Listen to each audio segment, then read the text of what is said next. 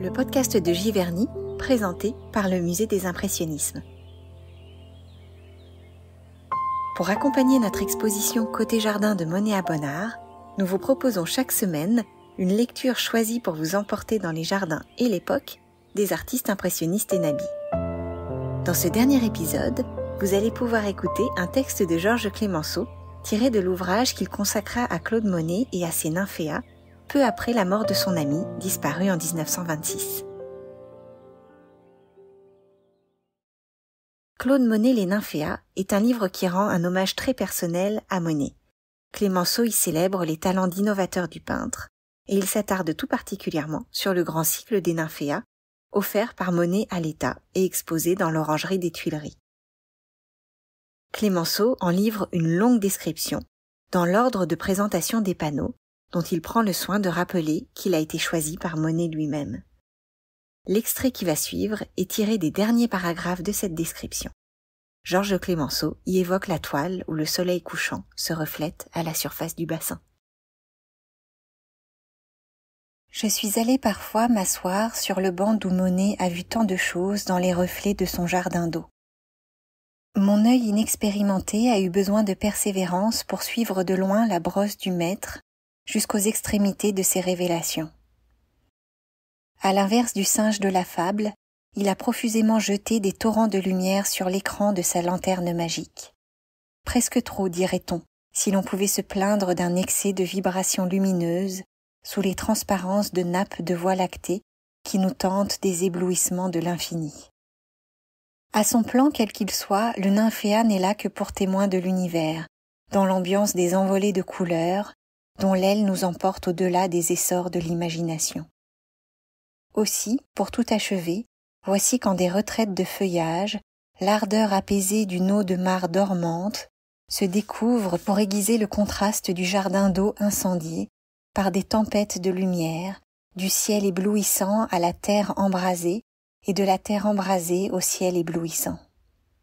Pour la vie ou la mort, dans la lutte qui s'engage entre le soleil et la fleur, la sensibilité de la végétation sera vaincue par la puissance irrésistible du flamboiement universel.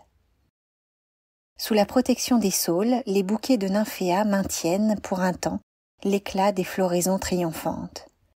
Mais le fin duvet des nuages, transpercé de tous les feux de l'atmosphère, enveloppe feuilles et fleurs de son image réfléchie pour les emporter victorieusement, comme butin suprême, au plus haut de l'air incendié. Cependant que des taches de végétations obscures, au travers des symphonies de buées mauves, bleues, teintées de rose, disent le combat de la douce terre d'un jour et de l'éternel brasier. Et l'action au travers de ce champ de bataille, c'est la vie elle-même, lumineusement transposée, la concurrence élémentaire pour des instantanés successifs de passagère domination. Là se déroule le drame des nymphéas sur la scène du monde infini, conscient par l'homme dont les alternatives de maîtrise et de soumission font l'argument du livret éternel. Dans l'océan de l'étendue et de la durée où se ruent tous les torrents de lumière à l'assaut des rétines humaines, des tempêtes d'arc-en-ciel se heurtent, se pénètrent, se brisent en poudre d'étincelles, pour s'adoucir, se fondre, se disperser et se rejoindre, en avivant l'universel tumulte où s'exaltent nos émotivités. Cet indicible ouragan, où par la magie du peintre notre œil éperdu reçoit le choc de l'univers, c'est le problème du monde inexprimable qui se révèle à notre sensibilité. Ceux-là même qui ne l'ont pas compris sont en voie de le comprendre. Il en sera pris acte par la suite des temps. Ce n'est pas tout. Nouveau spectacle. Le suprême élan du triomphe solaire nous jette à l'émoi de sensations indicibles, dans les transparences irisées d'une molle clarté sans tonalité décisive, où le ciel et la terre, parmi des dispersions de fleurs et de nuées heureuses, se tiennent mollement embrassés.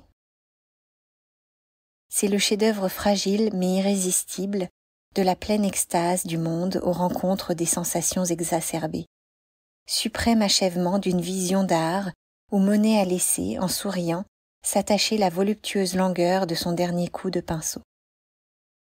Et puisque nous avons récemment appris que les ondes cosmiques ont une voix, nous pouvons maintenant concevoir les concerts de l'ouïe et de la vue, conjugués en des accords d'universelle symphonie. Retournez-vous cependant, et voici les sombres spectacles de la nuit bleuâtre, où des végétations fantomatiques succèdent aux triomphantes floraisons de l'apothéose. Enfin, à la sortie, pour apparition suprême, les spectres de nymphéas déchus sous les flambées du soleil couchant, à travers des débris de roseaux, nous annoncent de tant de cycles enchaînés le provisoire achèvement. Claude Monet Les Nymphéas de Georges Clemenceau a été publié en 1928 chez Plomb et Nourri. Cet épisode conclut notre série de lectures en lien avec l'exposition Côté Jardin de Monet à Bonnard qui s'achèvera le 1er novembre 2021. À partir du 19 novembre et jusqu'au 16 janvier, vous pourrez découvrir Eva Jospin de Rome à Giverny, une exposition mettant en regard les œuvres monumentales et poétiques de l'artiste avec la collection permanente du Musée des Impressionnismes. Merci à tous d'avoir suivi le podcast de Giverny. Si vous souhaitez nous faire part de vos remarques et de vos envies au sujet des contenus audio proposés par le musée, nous serons ravis de vous lire à l'adresse contact@mdig.fr. Au revoir et à très bientôt.